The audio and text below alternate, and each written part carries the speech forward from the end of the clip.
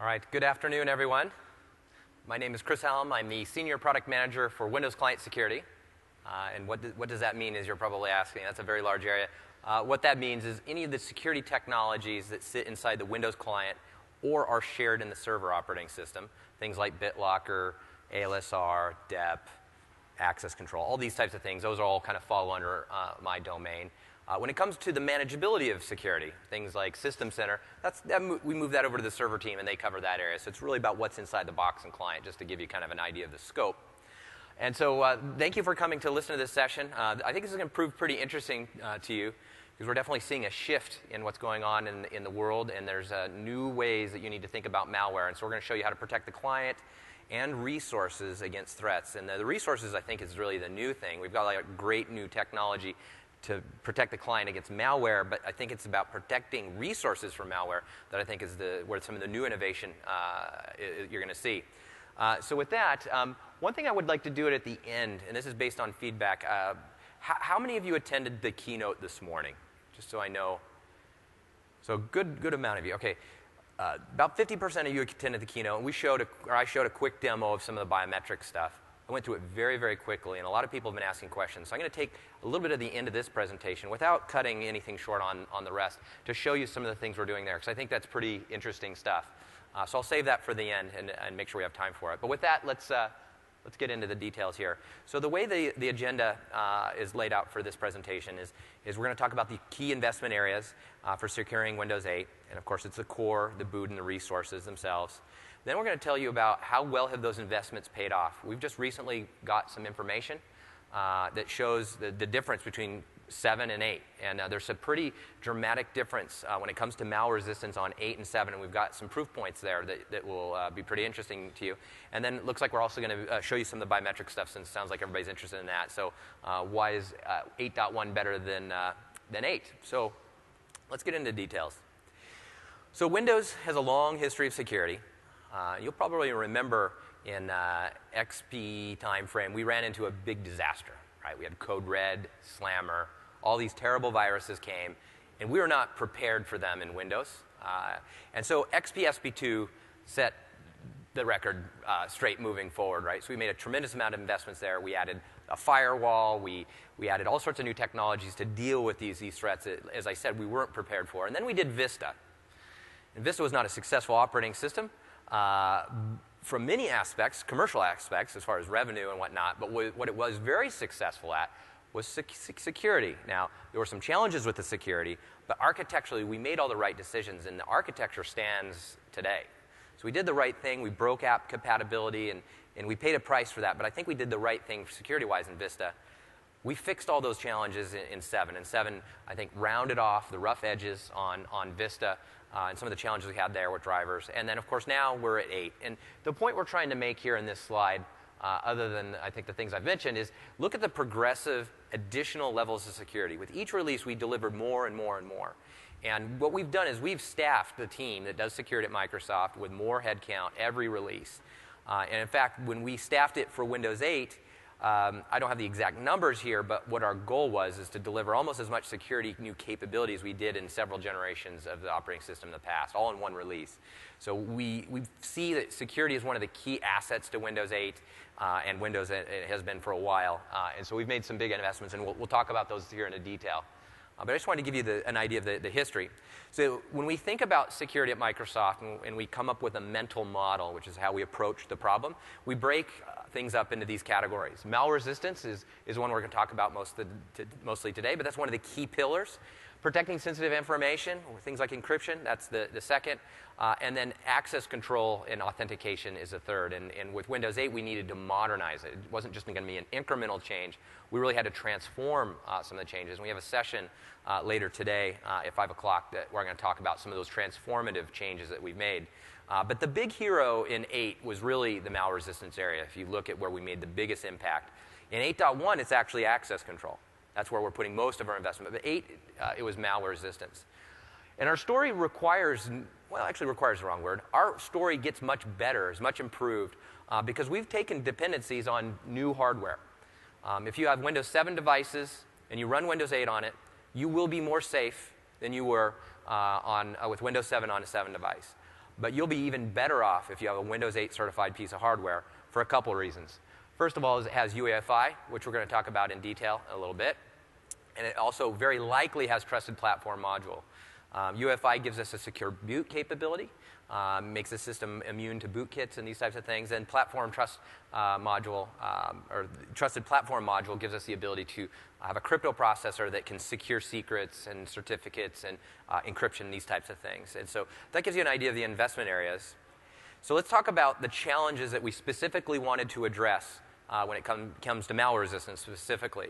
I think the one there in the middle, malware can compromise the PC before it starts. That was one of the big problems that we wanted to address because that's a big problem. If you can get malware in front of Windows or Linux or iOS or whatever the operating system is, you own that machine, right? It's no longer yours, and your ability to detect that malware is probably zero unless they make a big mistake. So this is a huge problem.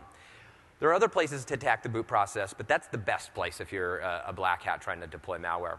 The other challenge is malware will hide from the anti-malware solution. Now, if you're a bootkit, which is what I was just talking about, it's very easy to hide from the anti-malware. But if you inject yourself in the middle of the Windows boot process, you need to do a lot more work as a malware author to do that.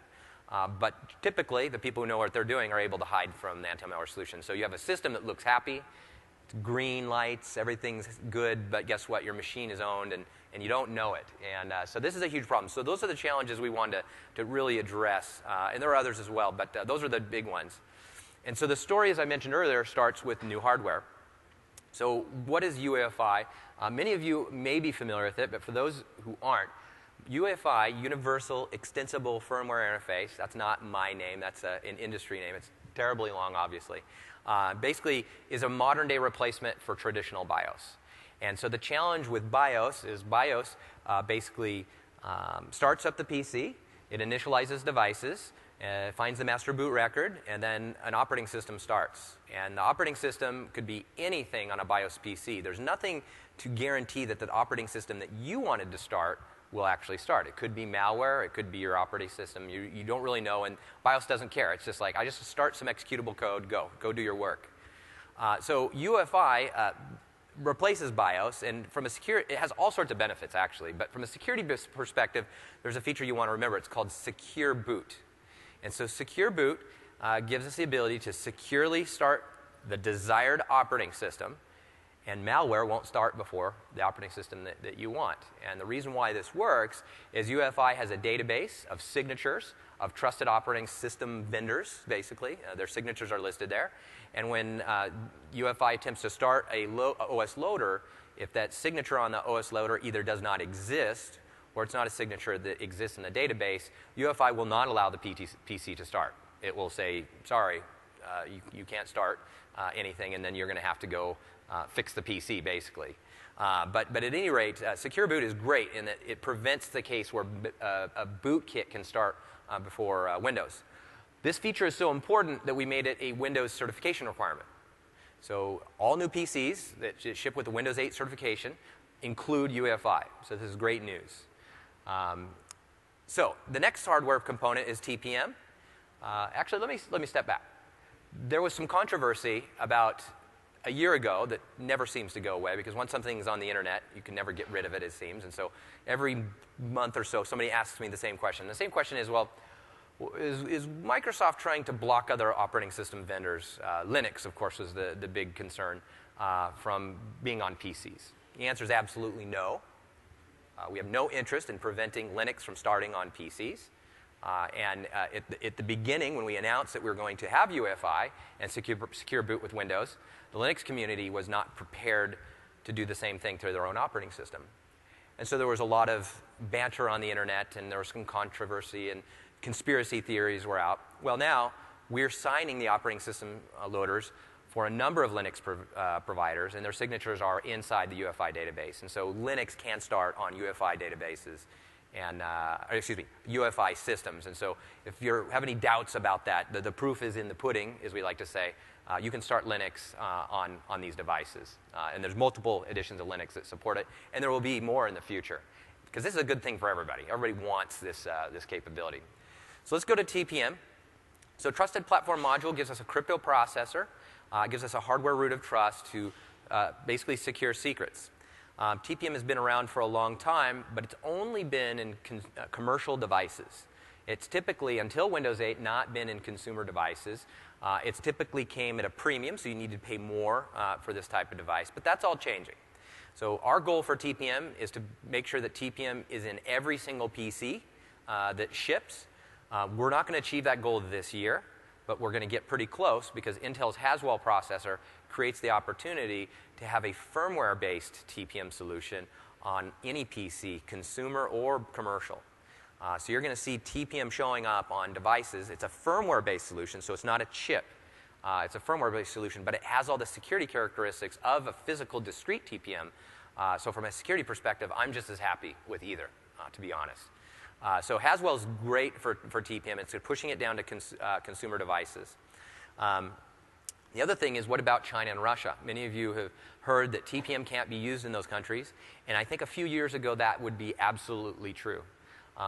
Things are changing, and the reason why they're changing is TPM 2.0, which is the new version of TPM, includes a feature called crypto agility. Crypto agility allows the OEM to insert the encryption algorithm of choice for whatever region.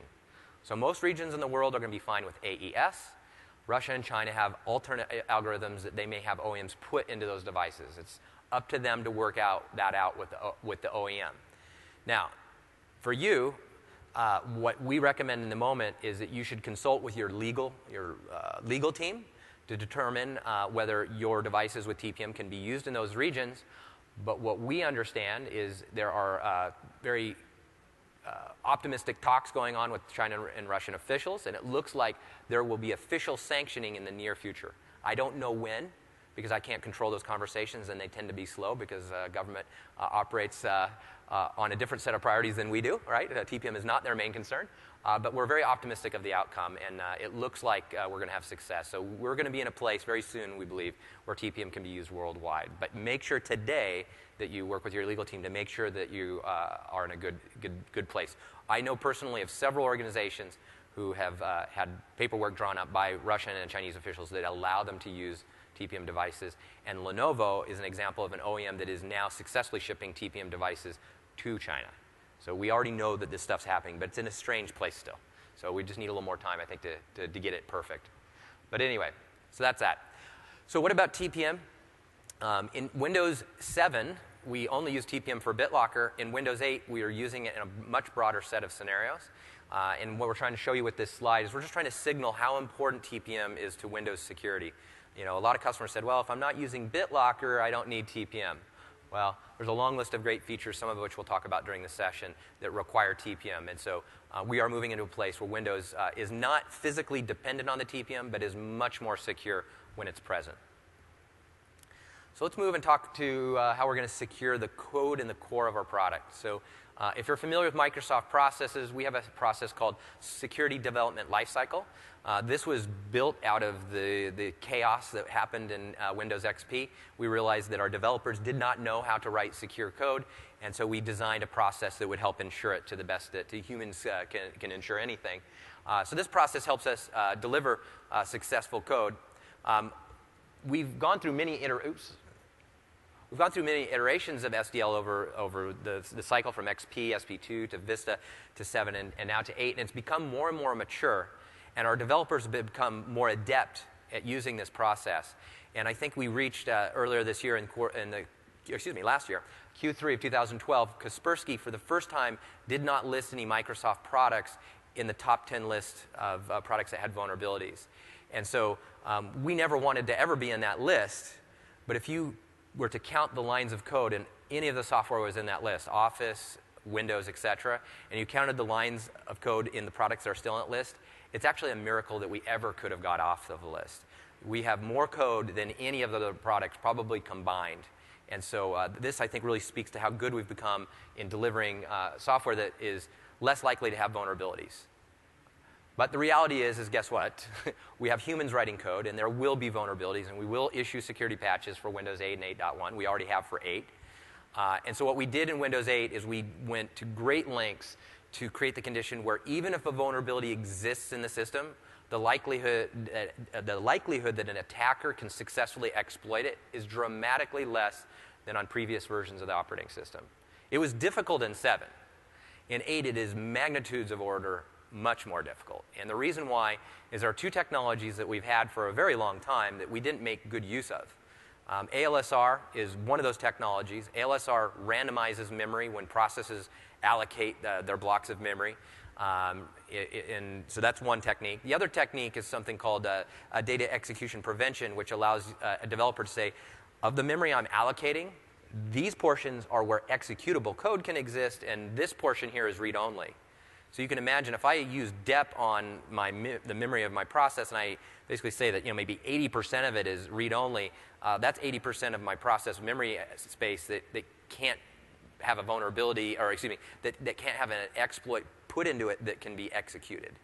So dep is very important to our story, and in Windows 7 we used it only in a few places. In Windows 8 we use it everywhere in core.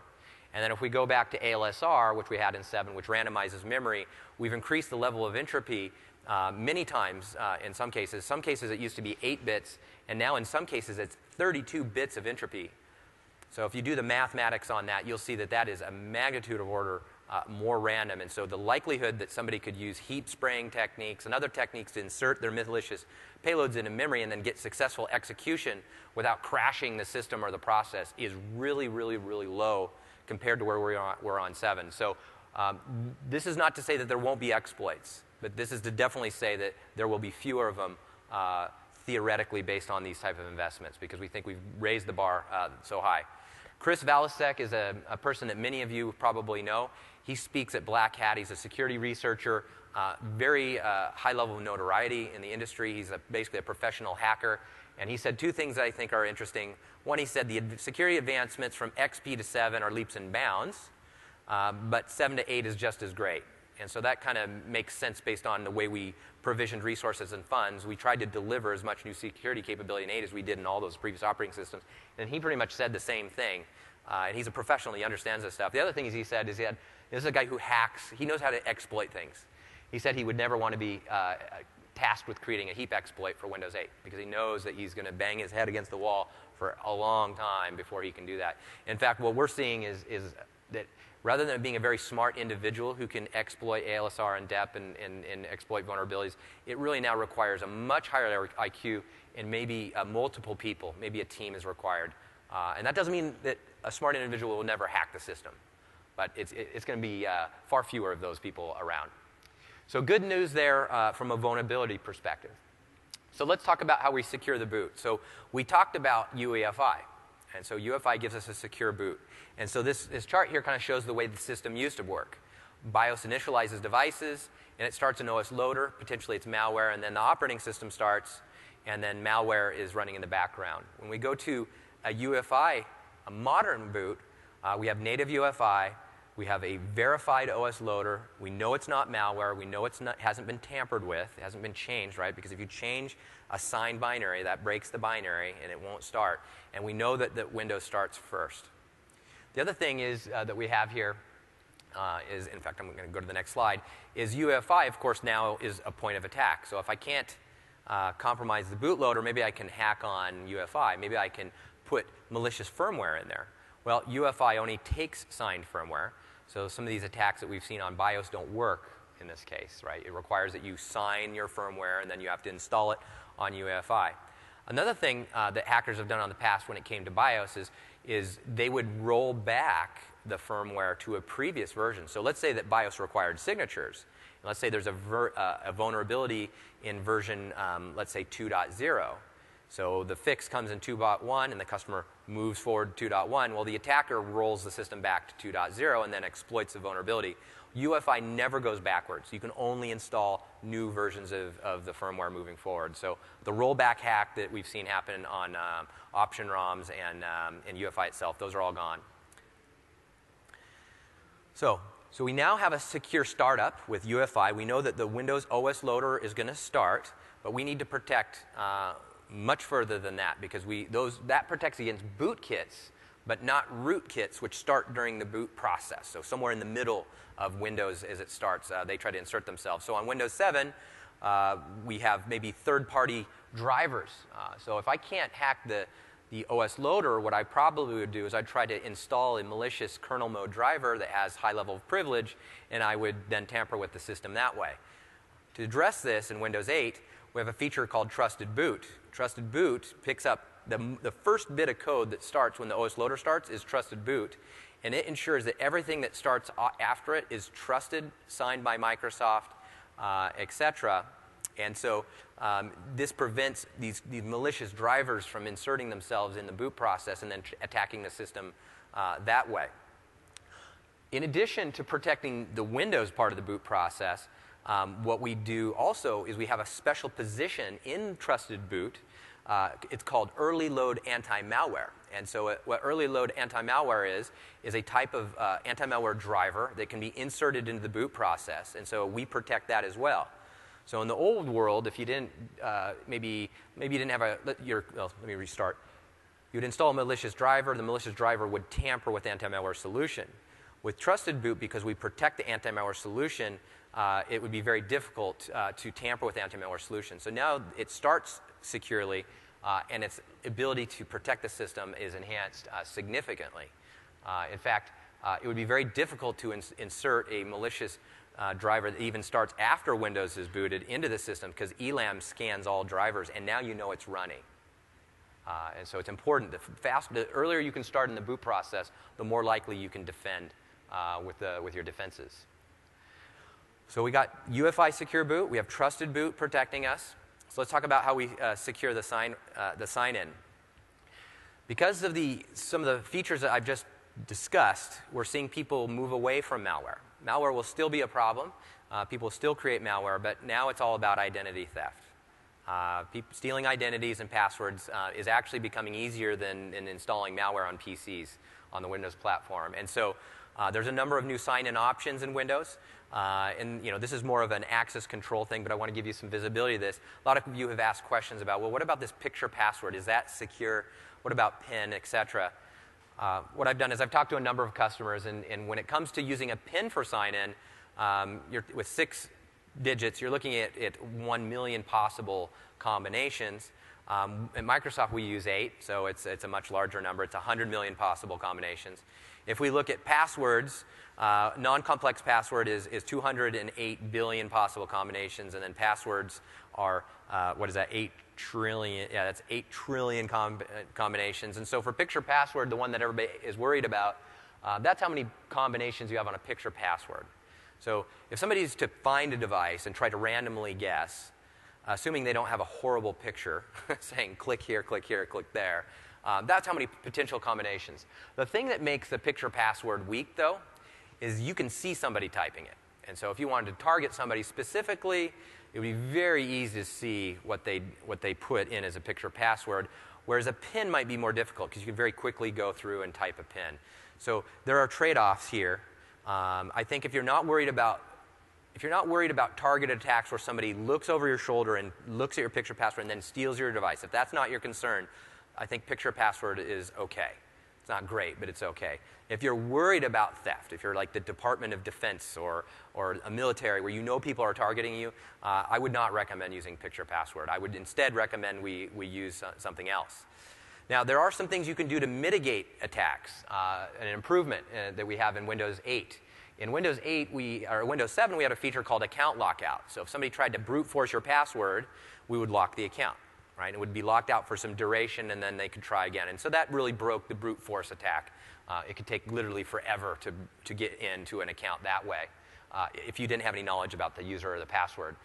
We've improved it in Windows 8. If you're using BitLocker to protect your volumes, you can use BitLocker anti-hammering capability to basically brick the PC if any attack on any account is executed. So if somebody tries to log into to your account and maybe does 5 or 10 password attempts, you get to choose how many. It would reboot the PC into a recovery mode, which would then require a 48-digit password to unlock the PC. So it's not a brick technically, but from the bad guy's perspective, they would be better off just wiping the PC because they'll never hack through that. It would take an incredibly long time to get through that. So that's good news there. But I think the best solution is really moving away from passwords completely. How many of you are familiar with Matt Honen's article from Wired Magazine, Kill the Password? Maybe a few? Okay. Maybe this was a more popular article in the United States, but this really caught our attention, and it's going to catch your attention here as well, I think, as I describe it. Basically, what happened to Matt Honen is he had his account hacked, and it was interesting what happened. He had an account at Amazon, and so the way, and this has all changed, so they've fixed, Amazon and Apple have fixed their practices, but what happened in Amazon is when you called in and you wanted to make changes to your account, they would authenticate the user. If I wanted to reset my password, they would authenticate me with my name, and they would also authenticate me with the last 4 digits of my credit card. Right? That's the same thing that Apple did with their Me accounts as well until recently. Well, what's interesting is at Amazon, what they did, if you wanted to add a new credit card to your account, what did they authenticate you with? Only your name.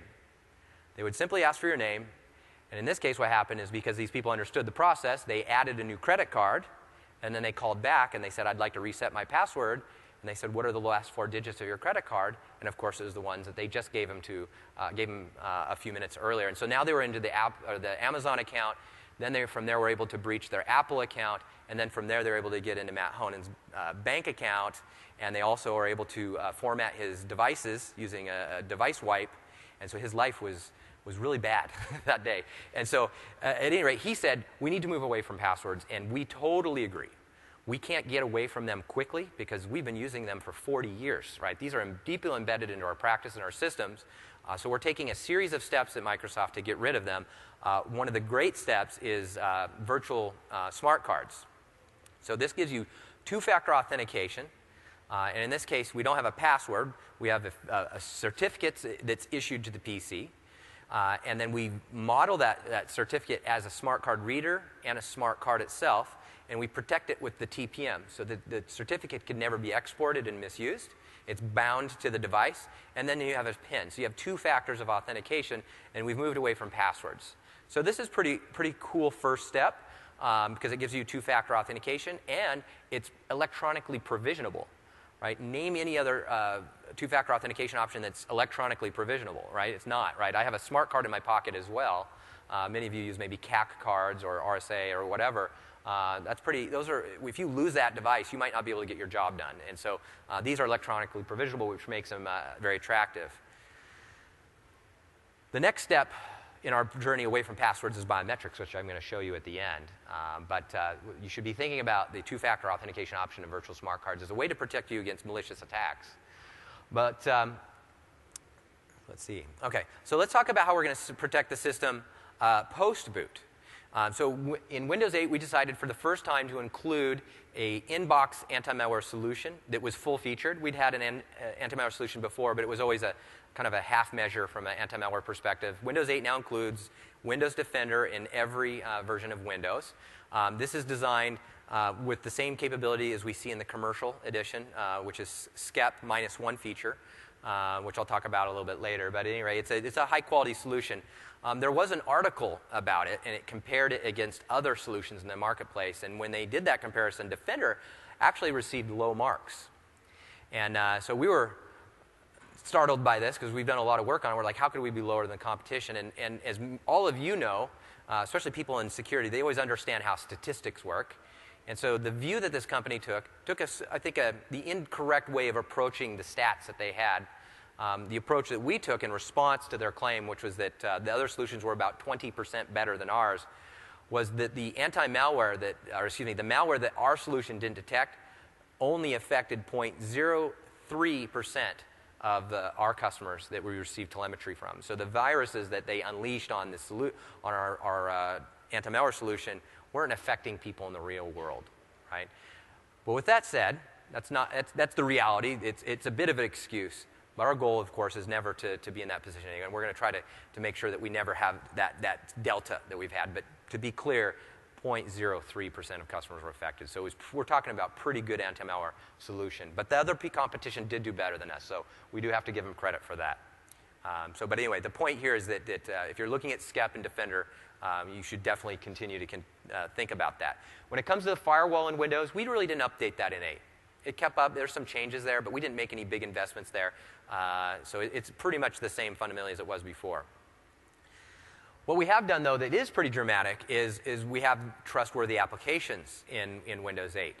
In Windows 7 and previous operating systems, we had desktop applications, and desktop applications can run with very high levels of privilege.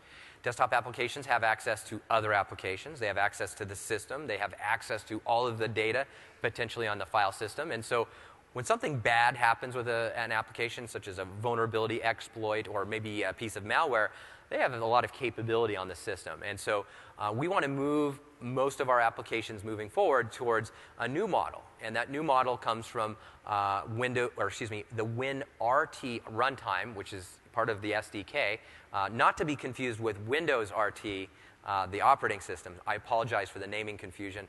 I wasn't responsible for that convention. But at any rate, WinRT gives us a really awesome capability from a security perspective. It creates the conditions such that any app that comes from the Windows Store or is built on the WinRT runtime and maybe side-loaded, maybe a line of business app that you build, is sitting in a sandbox. We call it an app container, but this is effectively a sandboxing technology. That application does not have access to the system. It does not have access to other applications except in the way that those applications have advertised capability to them. So the application can say, I will allow other applications to interact with me, but in a very, very specific declarative way. So it's not random like we have on a desktop app. For instance, if we have a dynamic link library in Office, for instance, any application on the system could access that DLL and attempt to use it. If there was a vulnerability, it could attempt to exploit Office, even though with its own malware. So when we move to the new world, these sandbox apps have declarative ways of communicating with each other. And so this reduces the surface area of attack. In addition, these applications do not have access to your file system and your data. However, when you give them permission, when you're running the application, such as file open, you give it limited access for the duration of the time where that application is running. So this is a superior model, and this will prevent a lot of the types of attacks we've seen. So we now have sandbox apps, and if you're running iOS and are familiar with the malware situation on iOS, it's pretty good. And why is it? Because they have a similar type of ecosystem. They have a store to vet applications for security, and they have a sandbox to contain their apps and prevent malicious activity. So we now have that capability in Windows as well. So let's talk about securing resources. And so this is kind of new. I think some of the things we've talked about so far are familiar to you, right? This is improvements on the things we've talked about in the past. But this is where I think things get new and interesting.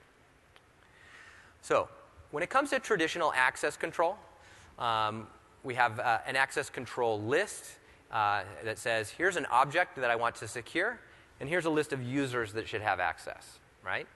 And somebody needs to keep that list up to date. And something that the access control does not care about is the health of your device. If your device is full of malware, infected, owned, part of a botnet, you will probably still get access to all those resources when you log on the network if the malware has been undetected by the anti-malware solution, et cetera. So the challenge is that infected PCs are traversing your network. And what do they do when they traverse the network? They infect other PCs. They find your file servers, and they insert malicious macros in your files. They infect other PCs directly by exploiting vulnerabilities. They can do all sorts of different things to proliferate themselves. But that's the goal of malware, is to proliferate and propagate. And they do that because there's no notion of health of PCs in access control. It's just authentication. Does this user have access or not? So in a modern world, when you go to modern access control, we want to introduce the concept of the health of a PC when you access a resource. Now, some of you in the audience are thinking, well, this sounds like NAP, Network Access Policy or Protection, or NAC. It is similar in concept, but those are about your perimeter. Right? Those are about preventing PCs from getting into your network. Right? It's perimeter control. This is about securing resources inside. So this is very different. This is a natural kind of evolution of that.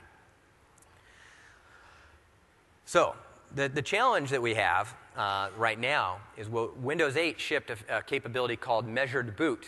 And so what measured boot did is it took a series of measurements of all of the boot components. So when your PC boots, it takes a measurement of your UEFI firmware. It looks at the option ROMs and measures those. It looks at the OS loader. It takes a measurement there. All the drivers for Windows, pretty much everything in the startup process of Windows is measured and stored and persisted by the TPM. So there's no tampering of these measurements. These measurements can be used for integrity verification. But when Windows 8 shipped, there was no services out there that were taking advantage of this capability. It was really more of a platform feature, and our goal was to get people like McAfee and Symantec to build what we call a remote attestation service that would consume these measurements and then apply access control to the resources on your network. At this time, we don't have any Tier 1 people providing that technology, right? What they're doing is they're waiting for more market share of Windows 8, and then when there's enough market share, it will become an attractive value proposition for them, and then they'll build these type of services. But there are some Tier 2, and then there are some solutions integrators that are building a remote attestation service. So let's go to the next slide, and I'll kind of talk about how the remote attestation works. In fact, let me move on to the next slide and actually show you this is the best way to talk about it. So for those of you who are not familiar with remote attestation, what remote attestation is the concept of a PC getting onto the network or starting on the network, and a service on that network remotely verifying that that PC has integrity and hasn't been compromised. So it's remotely verifying. So in theory, this remote service could detect malware that maybe couldn't be detected locally because maybe the PC is too infected to do detection locally, right? We've all had experiences where you had to boot to a USB and get a clean OS and maybe clean a PC, right? Well, with remote attestation, we don't need to do that because our clean OS is this service. So the idea of remote attestation is remote analysis, and then the issuing based on that analysis of what we call a claim. That claim is sent to the client, and that claim indicates that it's healthy or not healthy. The client then has this, and then as the client then connects to resources, the resources can be equipped with additional access control policy that says, okay, not only do you have to authenticate with your username that I trust, you also need to provide me with a claim that indicates you're healthy, and then if it provides the claim and it's healthy, then access happens. So that's the concept of remote attestation. It's about remote analysis plus access control. So this is a solution that is going to be shipped to CodePlex. I'm just going to kind of explain how it works. That it is a remote attestation scenario. This is something that if there's an organization like yours who wants to invest in building remote attestation services, you could use this code. And I have some solutions integrators that I'll mention here in a minute that can deliver this type of capability directly to you. So let's talk about how the scenario works here. So we have a tablet. This is a non-domain joined device that wants to access my corporate network. And so it's unmanaged. And so what they would do to engage in the network is they would go to a registration portal and they would register this device, this identity. The service for the portal would say, okay, let's go ahead and initiate the process. I want you to contact this ADFS server that includes these special extensions that we built for this proof of concept. So that's step 3. Then, and of course, they authenticate to the ADFS server with their identity, so we don't want random people connecting. We want to make sure these are trusted users. Then what happens is the ADFS extension then contacts the attestation server and determines, okay, this is a new device that I've never seen before, so let's create a record of its existence, a record that we trust this device, and we'll use that a little later on in the servers here. So then the client says, okay, it's a new device. Let's push our agent. We have an agent piece of code. This agent is what's going to harvest the measured boot data that we talked about and receive the claim later on that we'll talk about. So we install some client code. So that gets down to the PC. Okay. Then once the client is received, it's going to take an inventory of its measured boot data. It's also going to take a snapshot of the status of all the security systems in Windows. So it's going to go into Action Center, and it's going to say, is my anti-malware solution running? Are the signatures up to date? Is my firewall running? Any of the security components, those get collected as well, sent to the service, and then that data just sits there in the database. In addition, in our demo, too, because we're very interested in helping people understand virtual smart cards, this POC also pushes a virtual smart card down to the device. So they're actually going to be logging on with a 2-factor authentication option. And by the way, this is a non-domain joined device, which is pretty cool. So we didn't need to domain join this to push this card, this virtual smart card, and the certificate. This is a non-domain joined device.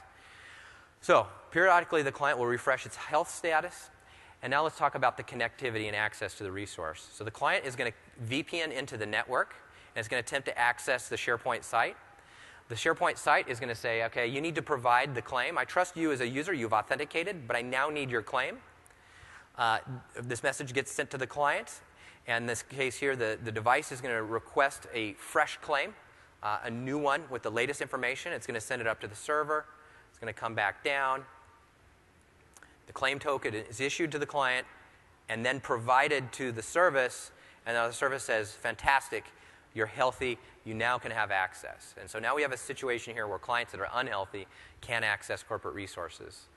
So this is a pretty powerful scenario. And we think that this is increasingly important because people are breaching your networks. And I'll talk a little bit more about that in a minute. But we have a lot of evidence that people are being hacked at scale right now. So you need to protect the perimeter. You need to protect the client. You need to protect the resources. It can't just be perimeter defense anymore. So here are the companies who can help you if you're interested in remote attestation. Wave Systems is obviously a commercial company. They build prepackaged software. You can get a remote attestation service from them today. It's packaged software. We also can have custom solutions built for you by these 4 companies. This list will grow over time, but there's some pretty notable people here. Like we have General Dynamics. They do a lot of work with military and defense and government in the United States. So we have some very sophisticated solutions integrators who can help you build one for your network if you're interested. And so you should be thinking about remote attestation. I think it's going to take some time for people to get into a mode. It probably will take McAfee's and Semantics to deliver these services until it goes mainstream. But if you're in defense, if you have secrets that you need to protect, critical information, this might be a worthy investment for you. Okay, so let's talk about how do all these features, when we put them together, how much better is Windows 8 security versus previous operating systems?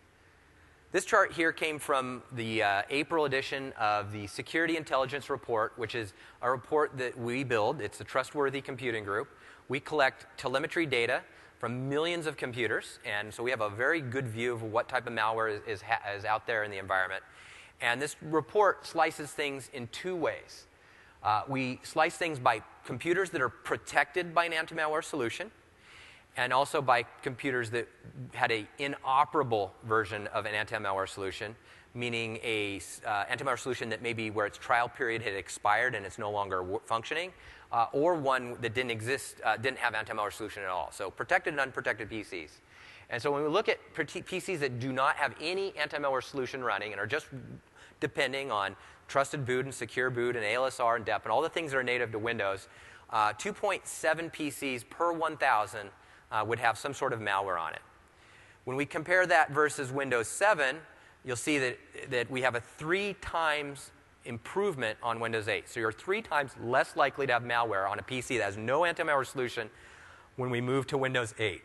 If we compare that versus XP, you're looking at over 5 times better. So that's pretty predictable, I guess. I think where things get really interesting, because who's not running an anti-malware solution except maybe on the consumer space? In the commercial space, you're always protected, hopefully. And so you see a dramatic drop, obviously. And we go down to 0.2 per 1,000. And if we go to Windows 7, it's 6 times more likely to get impacted by malware. And it's 21 times more likely on XP. So if you want to know why you should go to 8, well, there's the numbers right there. For malware alone, you have a huge, huge improvement.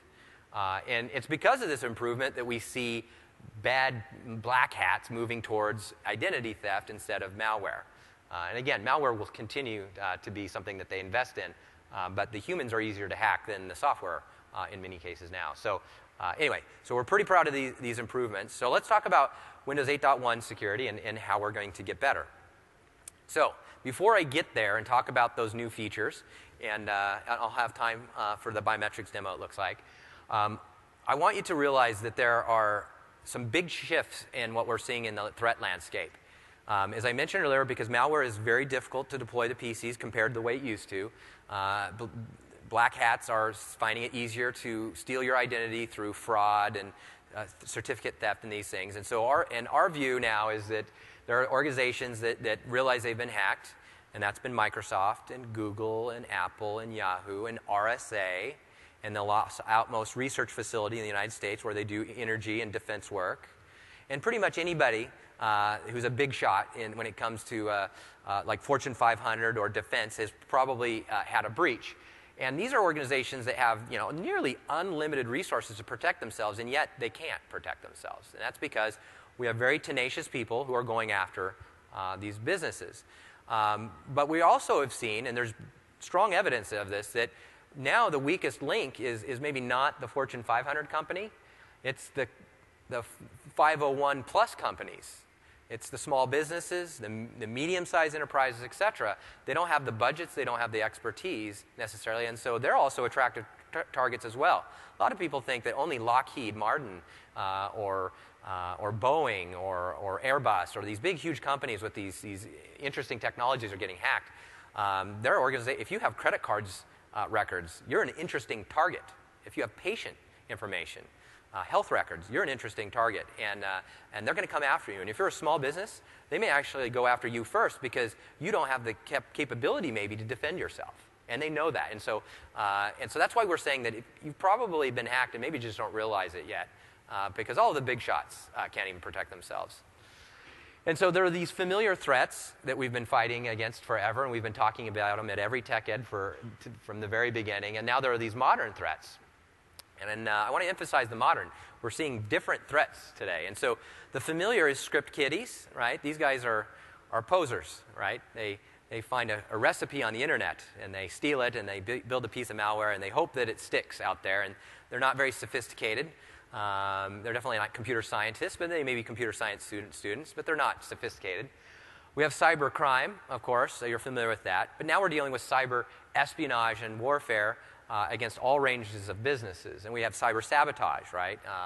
It goes on. And so the familiar is cyber criminals. And when I say cyber criminals, I say it in kind of the old way, right? The old way is that they're small organizations trying to steal small amounts of credit cards. They're not large businesses that have full-time employees. They're kind of hacking rings, not particularly sophisticated from an organizational standpoint, but probably have some decent IQ on their teams to execute their malicious attacks.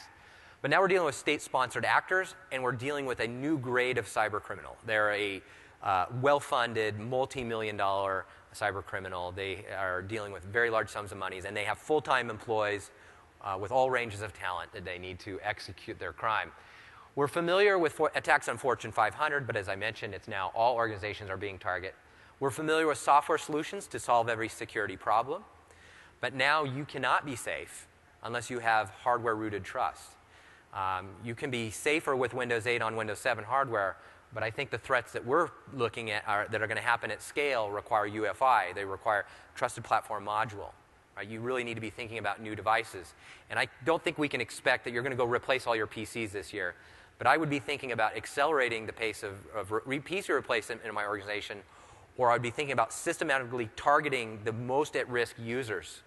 Rather than just spreading out the replacement cycle like butter, that every 5 years Chris Hallam gets a new PC, I would look at each employee and look at the roles they have. Do they have information that is highly confidential, and maybe they move to a 3-year replacement cycle until you can get them to the new technology. So think differently about PC provisioning, because the threats that are coming really require this new hardware.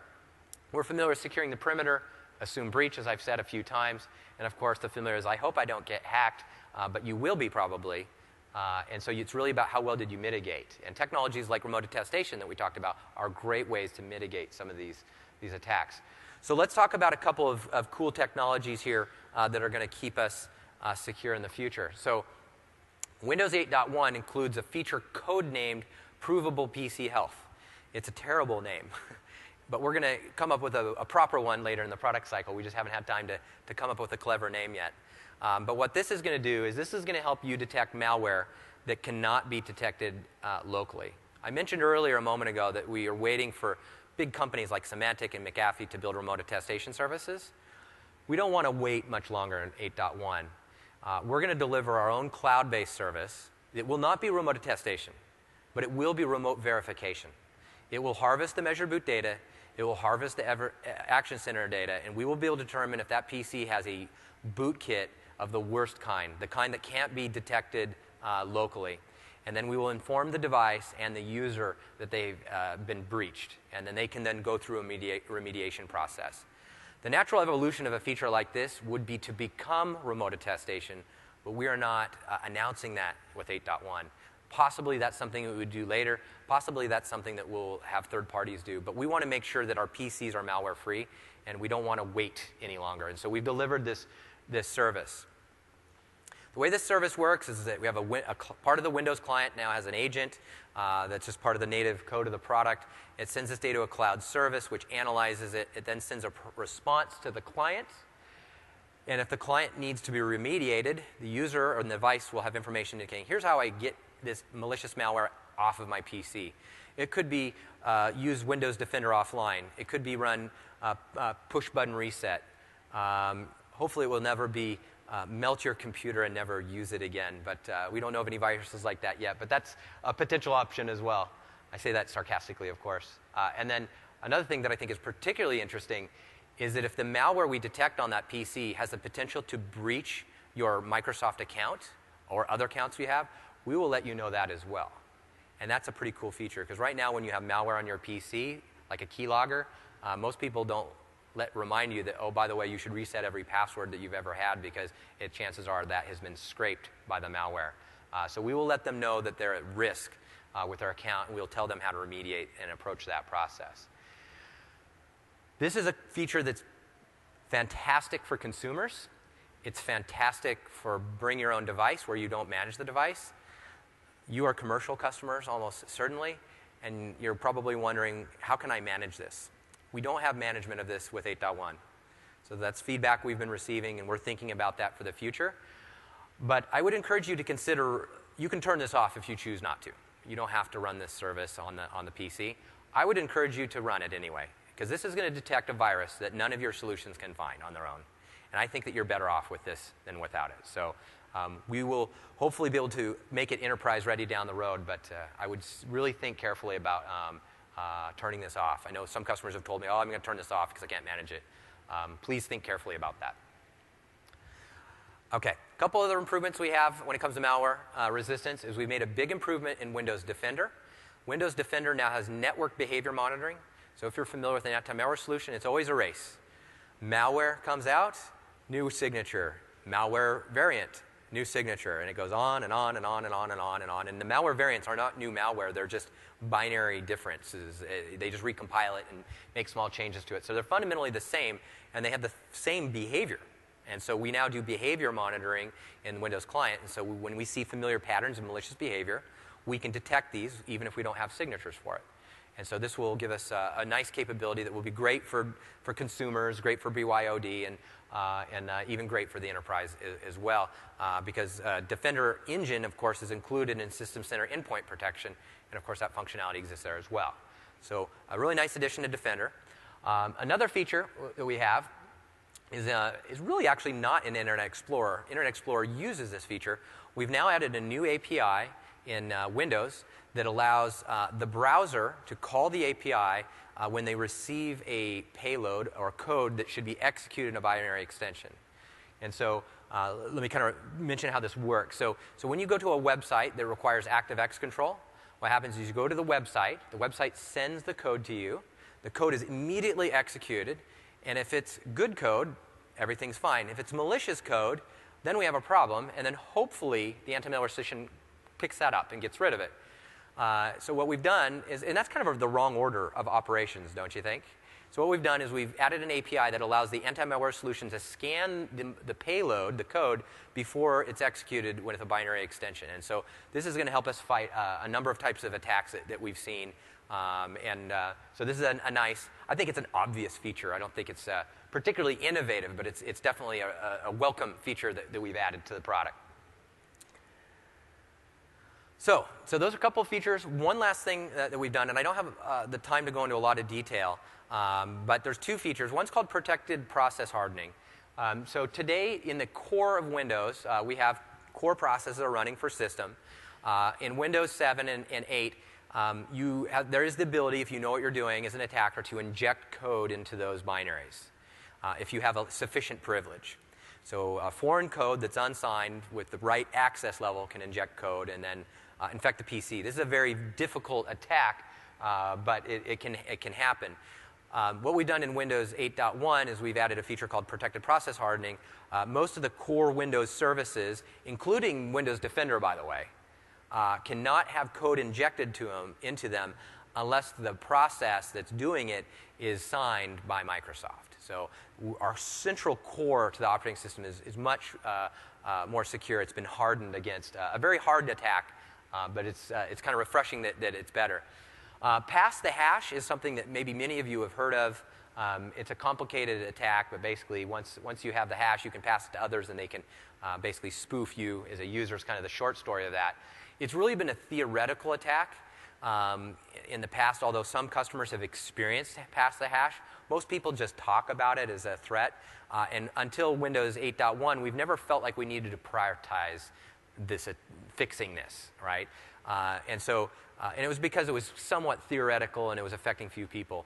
Because malware has become very difficult to provision and it's more difficult to be successful at, we think that pass the hash is something that these sophisticated cyber criminals and nation states would want to exploit at scale.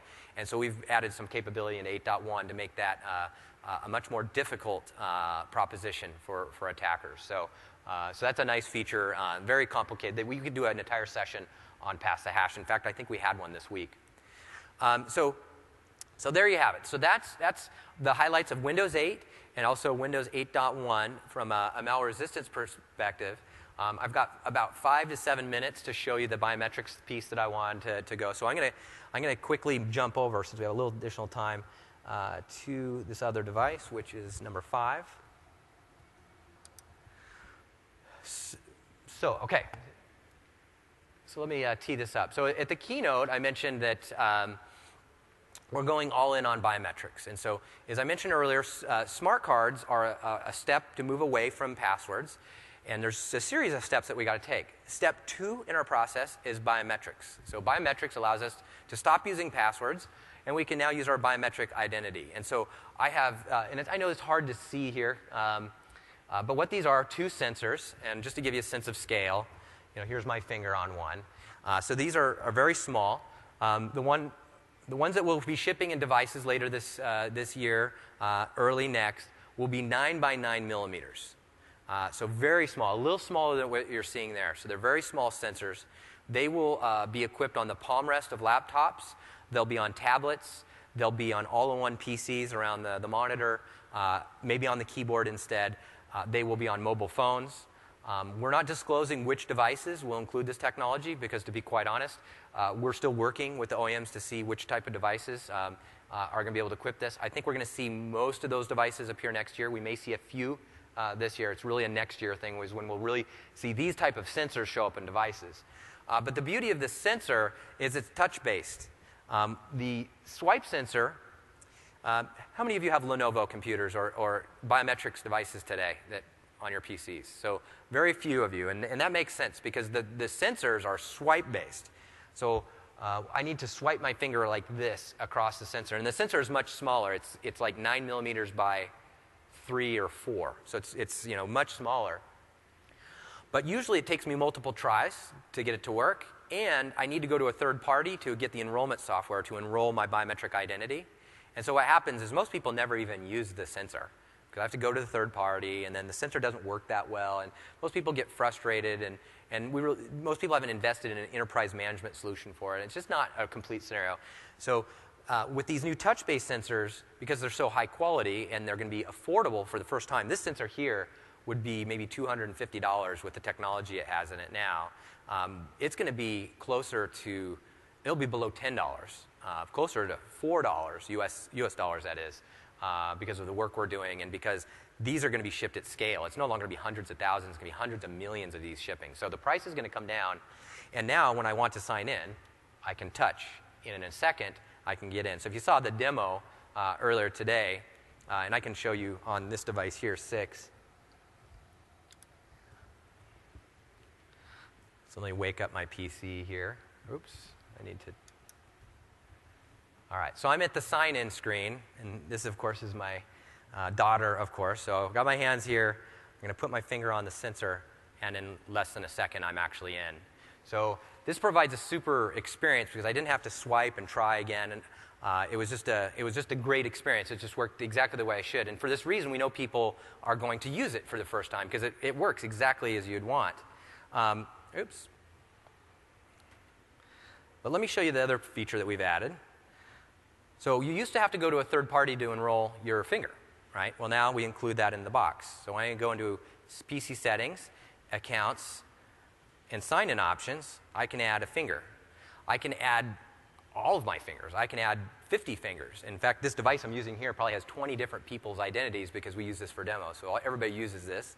And when I add an identity, before it allows me to even add identity, it's going to verify my biometric identity first, because we don't want to assume that I don't have a malicious person who's just accessed my PC, right? We want to verify before we make a critical system change, before we add another identity here. So it verifies, are you truly the admin, or are you a person that saw that I didn't lock my workstation and now you're going to add yourself as admin, right? So we add that, and then to enroll it, I just put my finger down. Oh, I'm using the same finger. So if you've already registered the finger, it's going to say, hey, stop doing that. You already are registered. So I'll pick a new finger. I'm going to use this. I'm going to use my pinky. So I just hold the finger down for a few minutes. It took about 6 tries to get it. And that's because the driver on this is actually based on, this is by Validity, a US company. The driver hasn't changed from their swipe-based reader. And on a swipe-based reader, because it's not as precise, it requires about 5 tries to really make sure that you got it right. If I was to use the other device, this one here, from Fingerprint Cards, they updated their driver, and they just do, technically they get the biometric identity in the first try, and then they do one more just to verify to make sure. So it's super fast to register, and now I have my biometric identity that I can use here. Now, privacy concerns always come up with this. I don't remember if I had time to talk about this morning. I only had 2 minutes and a half to speak this morning. But from a privacy perspective, it's important to know that your biometric identity never leaves this device. There is no central storage and Active Directory of your biometric identity. That would be really cool, because I could go to any device and use my biometric identity instantly there. But what would happen if somebody compromised your biometric identity? That would be a big problem, right? Because your finger, I can't revoke this, right? Once you've lost your identity, I'm not getting a new finger. It's non-revocable identity. So we don't store those in the cloud for obvious reasons. And so that's good news for those who would have concerns about that. So let's see. What else can we do here? Let me show one more demo here. You saw this earlier, but I didn't have time to really talk about this. So we talked about using biometric identity for authentication. So I can sign into Windows. I can sign into my VPN. I can sign into a website using my biometric identity. That's obvious, right? I can do touch to buy. So I can go to the Windows Store and I can buy an application, and it can verify that I consent to the purchase, right? So I can have consent. This scenario here is about verifying user presence. So what happens today is when I log into my PC is myself. Every application on my PC assumes that it's me, right? I'm logged in with my credentials, and it doesn't ask me to re-verify. And the reason why is if it said, hey, I want you to input your password again, I would be not happy, because it's a lot of friction, and I would select the little box that says never ask me for my password again, and then I've basically turned off a security feature. But we can't depend on user presence, because we all know that people use their PC and then they walk off for lunch and they leave their PCs unattended. We know that people steal our passwords, right? We know all sorts of things happen. And so what we can do with an application like this is we can add code so that when I log in as a physician, it's going to ask me to verify, okay, are you really the person who's supposed to be here? I'm verifying your user presence and not assuming that the person who logged on is actually there. And so this is great for this app, but I think where this is going to be really helpful is in banking apps. Imagine being able to trade shares based on the touch of your biometric identity. Imagine being able to have a true audit trail of the real person that did it, not the person who stole your password, right, and logged on and traded something or did something malicious with your identity, but to actually verify. I know that audit record really was that user because they used their biometric identity. So from a compliance and auditing perspective, this offers us a superior story that we have never had before we could use biometrics. And so that pretty much covers it. One last thing that always comes up is, well, why did you choose fingerprint biometrics? There's a couple reasons. One is it is almost the ideal biometric identity because it is truly unique. The devices to measure it can do it in a secure way. So these touch devices have liveness detection. They can detect the difference between a live person and a dead person. They can detect the difference between rubber and flesh. So the idea of using spoofing techniques, those don't work on these devices. They can detect moisture, all the things, all the attributes of a person full of life can be detected. And we're able to put these in a small form factor too, right? That's important, right? We want these in our devices. And so if I was to use, let's say, the camera for facial recognition, well, you know how big Kinect is, right? Kinect's a pretty big piece of hardware, right? And the camera you have here, even if it's 24 megapixels, I could just put a 24 megapixel image of yourself in front of that camera, and that would be you, right? So spoofing of cameras is going to continue to occur and is not good for biometric identity unless it has a high level of sophistication, 3D capabilities, thermal reading, all sorts of other attributes that would detect a real human being versus a non. And we can't fit those in a mobile phone or your laptop, et cetera. So maybe in the future that becomes possible, but in the moment that's not cost effective or portable. So that's why we chose fingerprints, because it's the ideal. So with that, we have about 10 minutes left in the session, and so I'd love to take your questions. We don't have a mic in here, and I think maybe we could get a mic to come forward, or we can have people speak loudly. So are there any questions for today?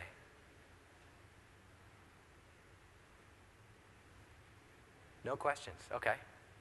Let me see if I can propose a question. I think I covered everything. Who's going to attend the next session on Windows 8.1 security? It's 5 o'clock. Covers a little bit of what we talked about today. A little more detail on other things. No? Okay, a couple. That's good, actually, because I covered some of it here, actually, and so it wouldn't be completely redundant. You'll learn a lot of new things. But it's good that we'll have a new crowd who will experience 100% new content. That's a comment from me. Any real questions, though?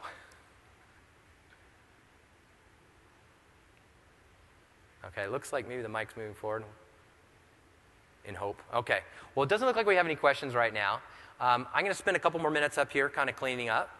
So thank you for coming to today's session. If you want to come forward and ask me questions, I'll clean up here real quick and I'll be happy to answer them. So thank you very much. I hope this was interesting. And I hope you take some of this back and improve your security within your organization. Thank you.